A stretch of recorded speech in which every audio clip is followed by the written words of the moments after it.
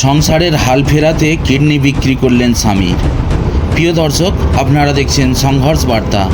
হাওড়ার সাগরাইলের ঘটনা।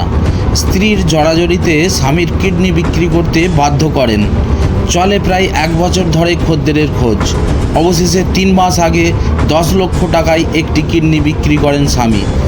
ভেবেছিলেন এবারে সংসারের হাল ফিরবে, মেয়ের বিয়ে দেওয়ারও আর কোনো সমস্যা হবে না। কিন্তু স্ত্রীর যে অন্য উদ্দেশ্য ছিল তা মোটেও টের পায় না ওই যুবক। স্বামী যখন সংসারের হাল ফেরানোর চেষ্টা করছেন, অন্যদিকে স্ত্রীর সঙ্গে ফেসবুকে পরিচয় হয় ব্যারাকপুরের সুভাষ কলোনির বাসিন্দা রবি দাসের।